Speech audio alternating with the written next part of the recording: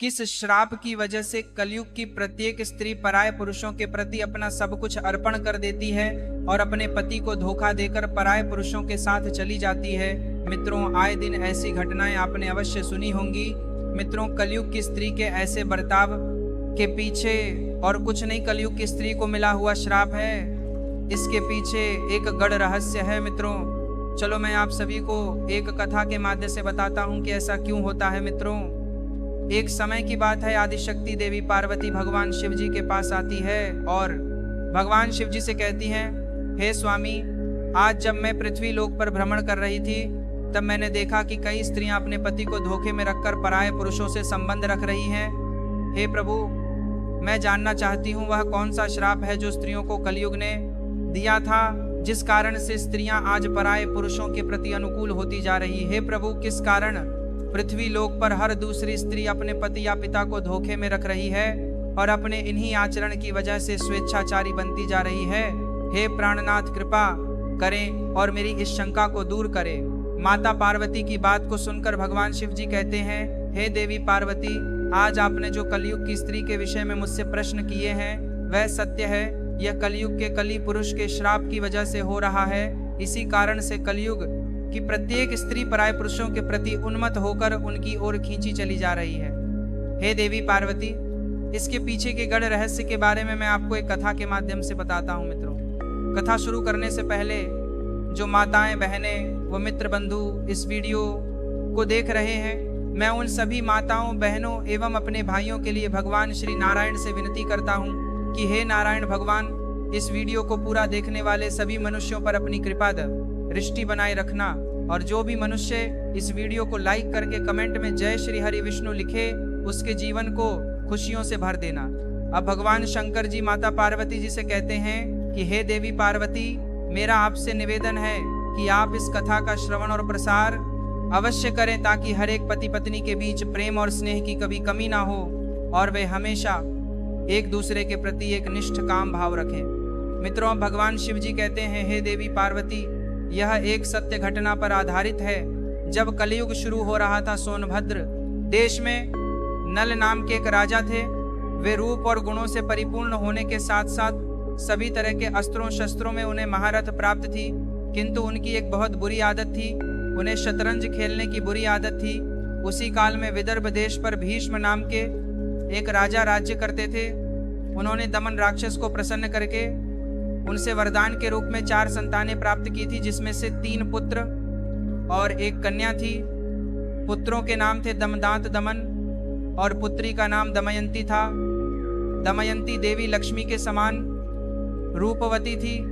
उनके सारे गुण बिल्कुल वैसे ही थे जैसे एक सद्गुण संपन्न स्त्री की होती है। ऐसा भी माना जाता है कि उस समय तीनों लोकों में दमयंती के समान कोई भी कन्या सुंदर नहीं थी। मित्रों, अब भगवान शिव जी कहते हैं, हे देवी पार्वती, एक दिन की बात है, राजा नल अपने राज महल के उद्यान में टहल रहे थे। उसी समय उनकी नज़र कुछ हंसों पर पड़ी। वह हंस बहुत ही खूबसूरत थे। उनमें एक बहुत ही सुंदर हंस था। वह मानो स्वर्ग के पक्षी के समान जान पड़ रहा था। राजा नल ने उस सुंदर हंस को पकड़ लिया। तब हंस ने राजा नल से कहा, हे राजन, अगर आप मुझे छोड़ दो तो मैं विश्व सुंदरी राजकुमारी दमयंती के पास जाकर आपके ऐश्वर्य और गुणों का ऐसा वर्णन करूंगा कि वह आपसे ही विवाह करेंगी। अब राजा नल ने भी दमयंती के रूप की चर्चा पहले से ही अपने दरबारियों के मुख से सुन रखी थी और राजा नल मन ही मन दमयंती को पाने की चाहत भी रखते थे।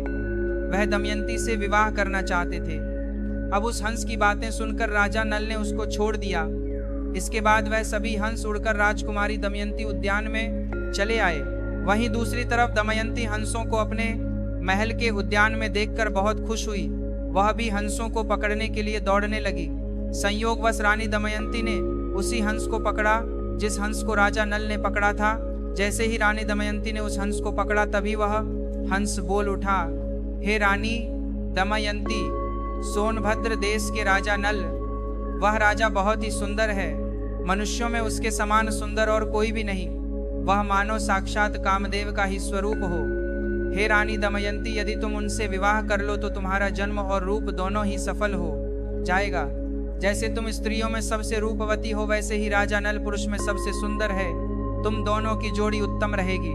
उस हंस की यह बात सुनकर दमयंती के मन में भी राजा नल से मिलने की लालसा जाग उठी। इसके बाद दमयंती ने कहा, प्रिय हंस, तुम राजा नल तक मेरा प्रेम संदेशा पहुंचा दो। फिर हंस ने लौटकर राजा नल को दमयंती का संदेशा भी दिया। इधर दमयंती दिन रात राजा नल का ही ध्यान करती रहती थी।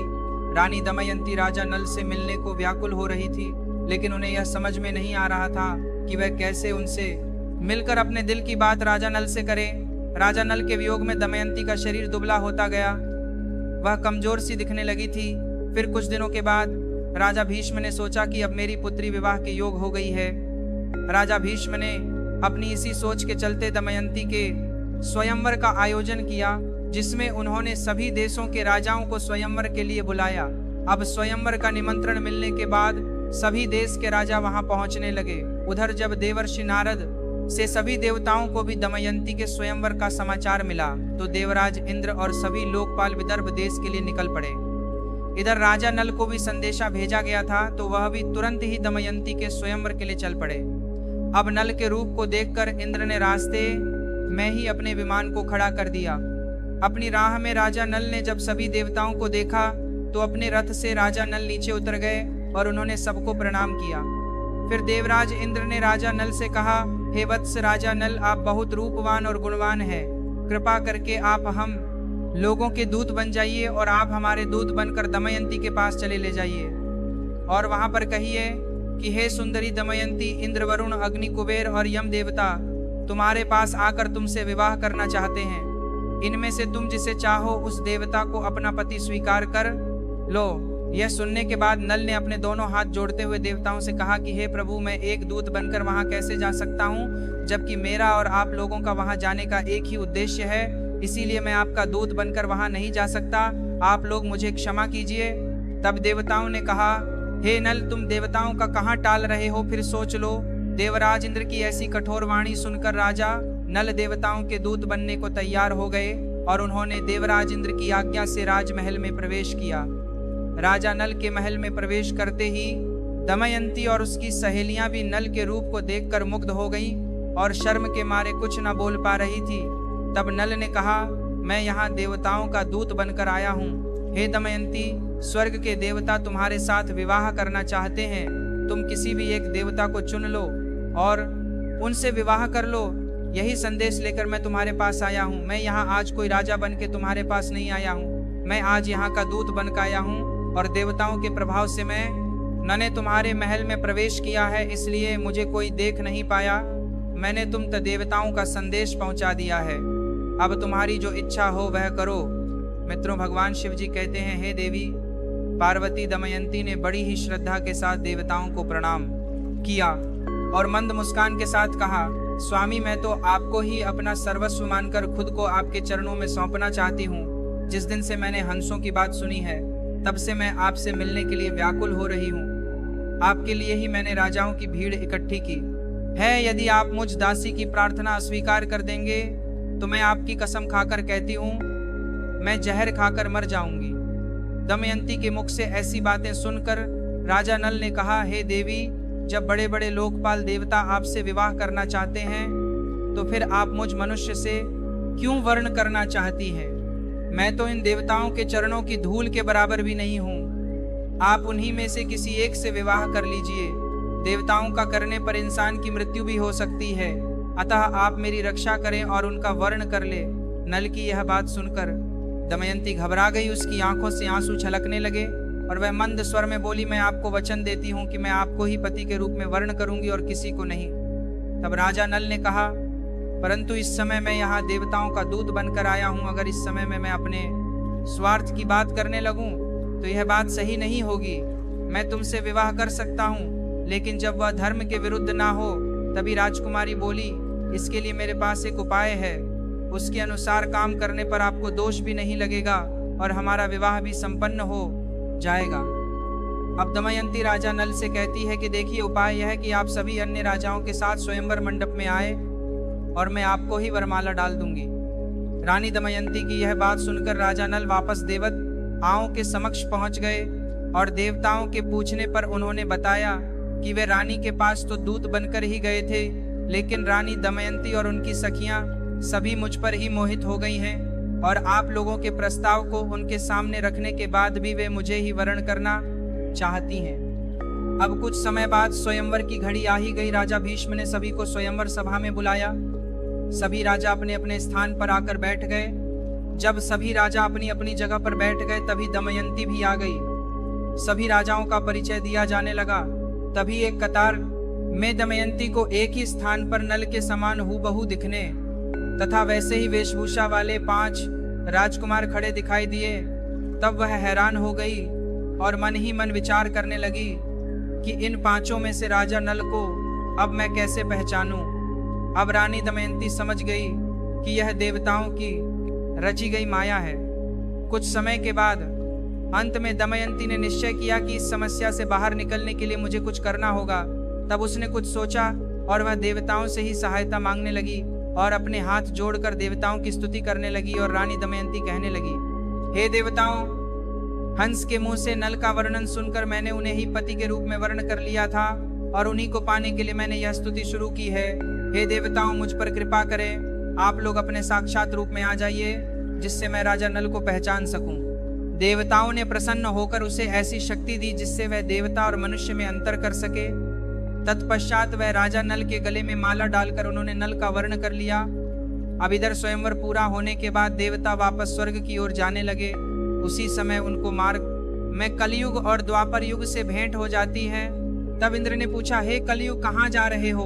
तब कलयुग ने कहा, मैं दमयंती के स्वयंवर में उससे विवाह करने के लिए जा रहा हूँ। कलयुग की इस बात को सुनकर देवलोक के राजा इंद्र ने बताया, अरे कलयुग, स्वयंवर तो कब का पूरा हो गया। दमयंती ने राजा नल का वर्णन भी कर लिया है, हम सब लोग तो बस देखते ही रह गए। यह सुनकर कलयुग बोला, यह तो अनर्थ हो गया। उसने देवताओं का घोर अपमान किया है, इसीलिए उसे इस अपराध का दंड अवश्य मिलना चाहिए। तभी देवता ने कहा, दमयंती ने हमारी आज्ञा प्राप्त करके ही नल को वर्ण किया है।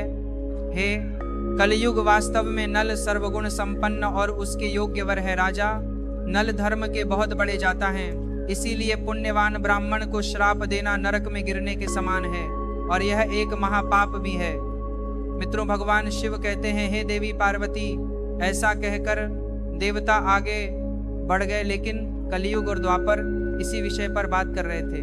कलयुग ने द्वापर से कहा, मैं अपना क्रोध शांत नहीं कर सकता, इसीलिए मैं नल के शरीर में निवास करूंगा और उसे मैं राज्य विहीन कर दूंगा। उस स्थिति में वह दमयंती के साथ नहीं रह सकेगा।